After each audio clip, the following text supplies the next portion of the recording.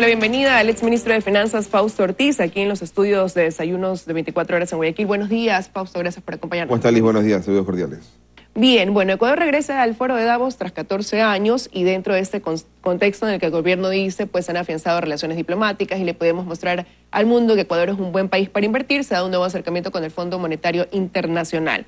¿Un paso más para acortar la brecha para llegar a un acuerdo multilateral de crédito con este organismo? Sí, yo creo que sí, yo creo que el gobierno está trabajando hace algún rato en este programa con el Fondo Monetario Internacional, tratando de ajustar piezas, fichas ahí, de políticas que tenga que ir adoptando el gobierno en esta ruta de encontrar financiamiento y quizás también encontrar mejores condiciones para perfilar su deuda y conseguir financiamiento para el presupuesto del Estado.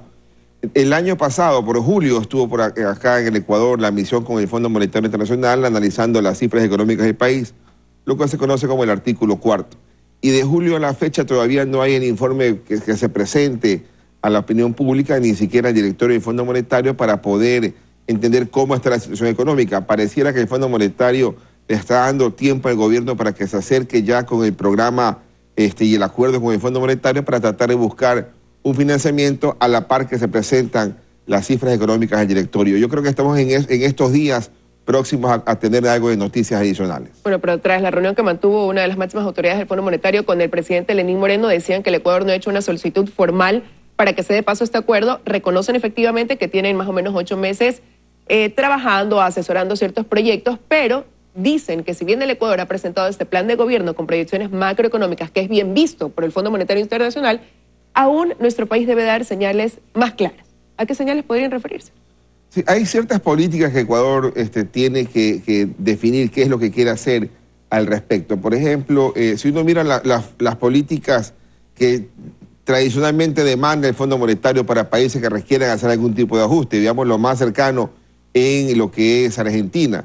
En Argentina claramente lo que te planteaban era recorte del gasto, eliminar subsidio de combustibles, ver cómo haces menos obra pública para que no genere tanto gasto y quizás también el tema del gasto corriente. En Ecuador hemos tenido una situación de que el gasto público que llegó a representar lo que se llama inversión, gasto capital de inversión, cerca del 12% del Producto Interno Bruto, es decir, allá quizás en dólares, hablando más de 12.000 millones de dólares. Eso se ha caído gradualmente de ese 12%, se ha caído hasta el año pasado al 6,5% del Producto Interno Bruto. Ha tenido una caída brusca y de alguna forma es la causa de tener una economía en un crecimiento más lento, porque era un actor importante y principal el Estado y ahora al no tener el Estado una posibilidad de incrementar cada vez el gasto público, entonces lo está achicando. Pero el Ecuador en esa parte está bien, ha hecho un ajuste quizás en exceso, pero le falta recortar el gasto corriente. No hay recorte de nómina, la nómina solamente viene creciendo del 2010 al 2014, iba creciendo de 6.000 a 8.000 y de 14 para el 2018 llegó a casi 10.000 millones, es decir, ahí le falta algo de ajuste. Pero ¿cómo entender que hay ese crecimiento de nómina cuando el gobierno ha dicho y que ha empezado un proceso de optimización de empresas, fusión, eliminación de algunas, para precisamente ir recurriendo a esta reducción del gasto público, del gasto corriente? Sí, las cifras están ahí, inclusive el año pasado el gobierno dijo que había bajado el 10% del salario del personal del sector público del sector más alto, pero las cifras del año pasado igual, del 18 contra el 17, igual siguieron creciendo. Para el año 2019 el gobierno en el presupuesto al menos ha planteado una caída de cerca de 300 millones de dólares. Ojalá pudiera darse esa caída. Sin embargo, cuando uno mira las cifras codificadas y estamos recién en el primer mes del año, en lugar de ir viendo los ajustes que hay en el gasto corriente, en el gasto personal, una ligera caída, lo que vemos es ligeros aumentos. Es decir, no hay claridad en el tema de cómo el gobierno va a lograr recortar el gasto corriente, sobre todo la nómina. Al menos que sería importante que la nómina quede plana, es decir, que no vuelva a crecer, para que esperando que la economía vaya aumentando en su PIB, entonces vaya achicándose, ¿no? Bueno, pero de lo que usted me acaba de mencionar, como esas señales que el Fondo Monetario necesitaría, Ecuador en este sentido, si bien todavía no se ha logrado llegar a lo óptimo en reducción de ese gasto, ha mostrado una hoja de ruta. Subió el precio de ciertos combustibles, iría como que cumpliendo esos parámetros, pero sin embargo, para el Fondo Monetario nos queda la impresión de que debería hacerse más, ir quizás a pasos más extremos, medidas que no sean antipopulares, pero que sean necesarias debido a la situación económica del país. Y ahí se comienza a especular quizás la necesidad de un incremento, por ejemplo, en el IVA. ¿Podría el Fondo Monetario inducir al Ecuador a adoptar medidas como esa? A ver, yo creo que aquí hay que chequear, ¿no? La carga impositiva, los impuestos de Ecuador frente al Producto Interno Bruto, cuando uno lo compara con otros países, no somos de los países que más bajos tenemos en recaudación de impuestos frente al Producto Interno Bruto. Estamos pegados en el mismo porcentaje, casi que el Perú, de acuerdo a cifras del mismo Fondo Monetario Internacional, muy por debajo de Colombia, pero esa es otra circunstancia, pero estamos en una línea que es bastante adecuada para el tema de impuestos frente al Producto Interno Bruto. Pero ¿qué es lo que ocurre acá? El gobierno el año pasado ya pudo hacer alguna reforma legal que le planteaba al presidente de la República poder bajar la salida de divisas, ese 5%, o bajarlo solamente con un informe del Ministerio de Finanzas. Uno dice, ¿por qué razón no lo han hecho ya? Si el impuesto a la salida de divisas es perjudicial porque lo que hace es espantar la inversión en vez de frenar que la plata salga solamente. Entonces, seguramente mi lógica es que el gobierno espera tratar de decir, voy a bajar ese 5% de las divisas para tratar de incrementar quizás un par de puntos en el IVA. Eso suena que no le genera mayores dólares adicionales al presupuesto, pero es un impuesto mucho menos perjudicial el IVA de 2 puntos que la salida de divisas. Pero en ese norte deben estar trabajando el gobierno a ver si es que puede hacer ese cambio o si necesita quizás ir un poco más allá en la recaudación de impuestos. Cuando la población está diciendo, yo no quiero más impuestos, quiero que empiece a recuperar plata de fomento de lo que fue la corrupción en el pasado, pero es complejo también. Ahora, pero claro, una cosa es lo que el pueblo puede decir no quiero, porque son medidas duras, medidas drásticas, y otra cosa quizás lo que necesita el país. Y ahí se hace difícil comprender por qué se va dosificando la píldora, por decirlo de alguna manera, porque el gobierno empezó con un discurso y reconociendo la mesa no quedó servida, la situación es verdaderamente complicada, pero sin embargo, como digo, se va dilatando el tener que tomar medidas que a la larga a lo mejor se van a tener que implementar en el país. Sí, es un gobierno que en 5 meses más, 4 meses más ya cumple sus 2 años de funciones. Es un gobierno que desde el primer día creo que está esperando que llegue el último, digamos. Entonces está tratando de no tomar medidas tan fuertes, tratar de que no se le caiga la popularidad tanto, pero no puede dilatar más. Si pudiera dilatar más, quizás no hubiera tenido que tomar medidas de gasolinas y el diésel. Es decir, claramente el gobierno no puede dilatar más, le falta recursos para poder pagar todo lo que representa los gastos. Este año tiene un gasto importante, lo que tiene que ver el 40% del Seguro Social, que son más de 1.500 millones de dólares, que el gobierno no lo tiene el año pasado, lo tiene que hacer ahora, y es un gasto corriente que lo está tratando de fondear con la venta o concesiones de algunas empresas públicas, que a la fuerza la están ubicando como un gasto, como un ingreso corriente, y entonces tienes que ir tomando medidas. Es decir, no puedes ir pateando la pelota adelante, la situación económica no te lo permite. La mesa no servida empieza a mostrar señales de que no te permite patear la pelotita más adelante, tendrás que enfrentar en el año 2019 una serie de medidas y entre ellas quizás concesiones y entre ellas quizás Fondo Monetario. Bueno, y la concesión de CNT sería inminente, según lo ha dicho el consejero del gobierno Santiago Cuesta, pues con este paso de la concesión del 100% de la administración, el Estado se reserva el 25% de utilidades y los trabajadores mantendrían su derecho laboral. Desde su punto de vista, paso acertado, ir hacia la concesión de esta empresa que es considerada la más rentable dentro de las empresas del Estado. Uno lo pudiera ver algo como pan para hoy, hambre para mañana. Es decir, los ingresos que CNT pudiera tener en el futuro lo estás trayendo al día de hoy. ¿Para qué? Para poder pagar buena parte de la nómina, para poder pagar buena parte del 40%, para poder pagar otros gastos corrientes. Pero en el futuro se te empieza a descalzar, porque eso, pongamos un ejemplo, 200 millones cada año los trajes para el presente, quizás son 800 millones de dólares el día de hoy, pero cada año que viene te van a faltar esos 200 y vas a tener que ver cómo vas completando, qué más vendes para poder completar esos recursos, ¿no? Entonces, si uno lo mira desde el otro lado, ¿no? Que esos 200 puestos en manos de un tercero pudieran irse a 300, entonces eso quizás es interesante, pero hoy día lo que está buscando el gobierno es claramente ir tapando huecos.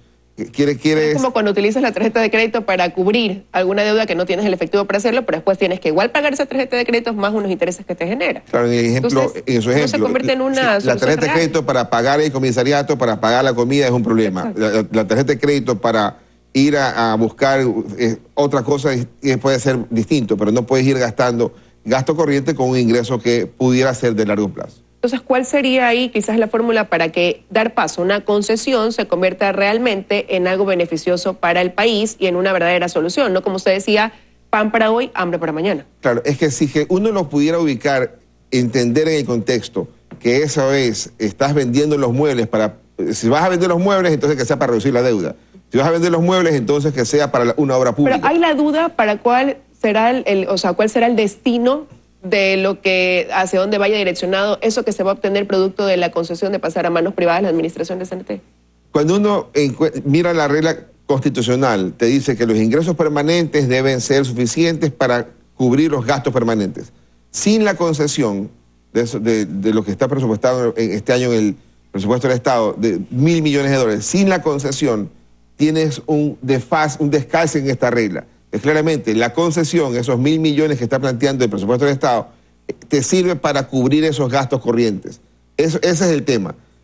Contablemente puede ser que se registre en esa parte, en eso no hay duda, pero el asunto es que estás hoy día vendiendo tus muebles para poder pagar el gasto corriente, cuando deberías intentar reducir el gasto corriente, y si la necesidad es tan grande, está bien, vende tus muebles, pero haz algo en reducir el gasto corriente, y eso no lo hemos visto hasta ahora.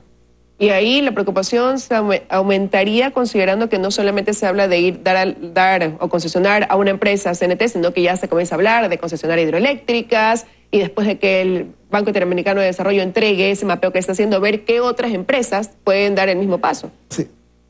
Yo creo que está bien ir dando los pasos para concesionar, para ver cómo el BID llama reciclaje de los recursos, para poder, esto que está mal administrado lo maneja un tercero que genere recursos.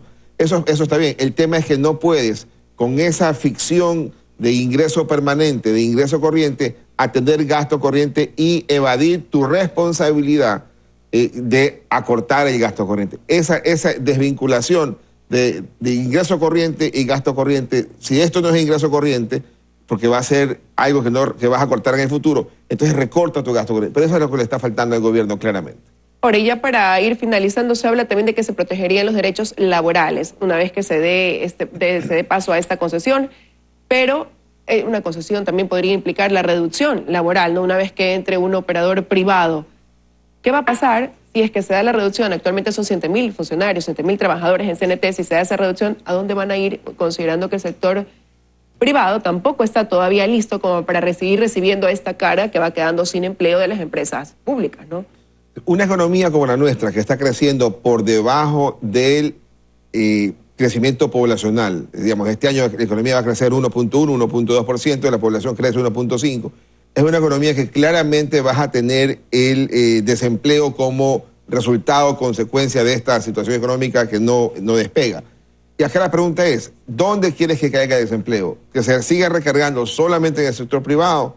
¿O será entonces necesario que el sector público también empiece a tomar algo en el ajuste? Es decir, al final del día el ajuste llega, el asunto es dónde queremos que caiga. Quiero hacer un alto un segundito, economista, porque tengo ya a mi compañero Milton Pérez. Él está en Nueva York, precisamente porque vas a empezar a dar cobertura, Milton, a la audiencia del Chapo Guzmán, que llega a su recta final a propósito de la vinculación del Chapo con negocios en nuestro país. Cuéntanos un poquito de lo que va a ser tu cobertura y lo que has podido ir actualizando de información en las pocas horas que tienes allá. Buenos días. Hola Liz, amigos en Ecuador, buenos días. Estamos a punto de ingresar a la audiencia número 35 de Joaquín el Chapo Guzmán. Vamos para atrás, sí. Están ya los periodistas ingresando a la corte en este momento. Vamos a retroceder un poco. Pero bueno, esta es la audiencia número 35 del juicio al líder del cartel de Sinaloa. Y bueno, es la semana final. La próxima semana lo que va a haber es ya un tema de los argumentos de la defensa. Hay un juez, el juez Kogan, el que tendrá que tomar la decisión, y un jurado integrado por 12 personas las que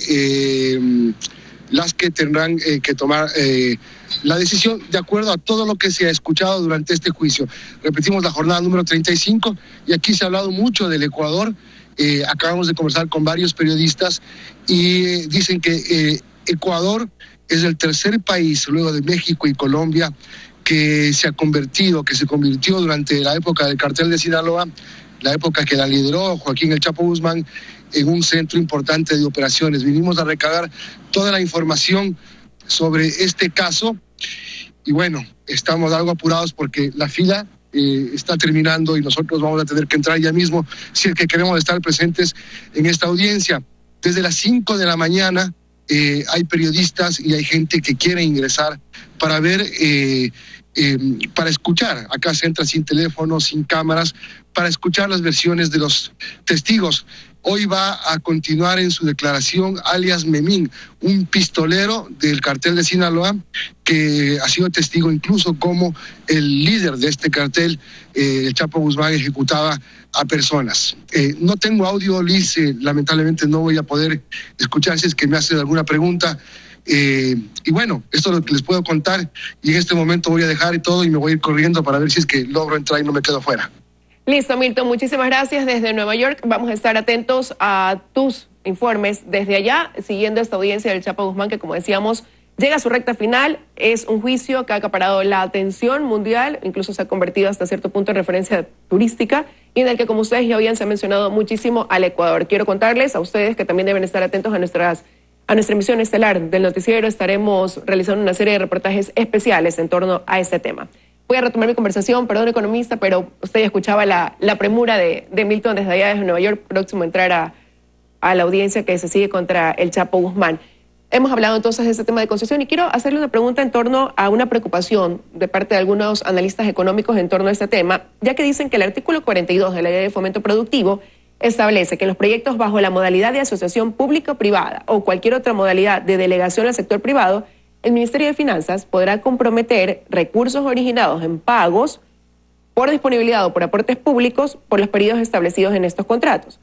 ¿Podría con este enunciado haber algún tipo de riesgo, que es lo que preocupa a algunos, como le digo, algunos analistas económicos en torno a cómo se realicen los desembolsos o en qué se utilicen esos desembolsos productos de esa concesión? Ya, lo que pasa es que los recursos que reciba el Estado ecuatoriano son ingresos. Están catalogados como ingresos corrientes. ¿Por qué corrientes? Porque la propiedad sigue siendo del Estado. Correcto. Si el Estado vendiera ese bien, ese activo, esa empresa y recibiera la plata para hacer venta, eso sería un ingreso de capital, de acuerdo a la normativa nuestra. Eso es, por lo tanto, es un ingreso corriente. Y siendo un ingreso corriente, esa plata va a ser utilizada para el gasto corriente. Porque el gasto corriente tiene más recursos que se está destinando que el ingreso corriente. Pero sí o sí va a ser ese el camino, no puede ser nada la inversión social, salud, educación, a lo que se necesita en ese sentido. Es que si hubiera un excedente, que hay más ingreso corriente que gasto corriente, uno pensaría entonces que alguna parte de esos recursos nuevos pudieran ir a esos sectores. Por haber un faltante entre el ingreso corriente y el gasto corriente, la plata que ingrese por el lado de las concesiones va a servir para atender el gasto corriente, para poder calzar la regla macrofiscal, la regla que está en la Constitución de que los ingresos permanentes deben igualar o superar a los gastos corrientes. No hay entonces forma de pensar, si son los 1.000 millones que está presupuestado, que pueda eso de ahí ir a atender alguna otra situación diferente que el gasto corriente, que el gasto corriente. Es decir, vamos a estar pagando sueldos con aquellos, vamos a estar pagando intereses con esos ingresos provenientes de la venta o concesión de estas empresas estatales. Bueno, eso es algo que debe quedar sumamente claro, porque no es quizás lo que entendimos la mayoría de ecuatorianos una vez que se iba a dar paso a esa concesión, y considerando que no será la única empresa que se tenga como objetivo dar paso, ¿no? Ir a este paso de privatizar la administración. A nosotros, cuando vemos un letrero, dice tus impuestos son obras, y eso es falso. ¿Ya? Tus impuestos son un pago de nómina, pago de intereses, pago de gasto corriente. La obra es por el petróleo o es por el endeudamiento. Y esto es exactamente igual. La plata que venga por las concesiones van a ser utilizadas para salarios, intereses y otros gastos corrientes. Gracias por haber hecho el análisis de estos dos temas importantes esta mañana aquí en los Desayunos de 24.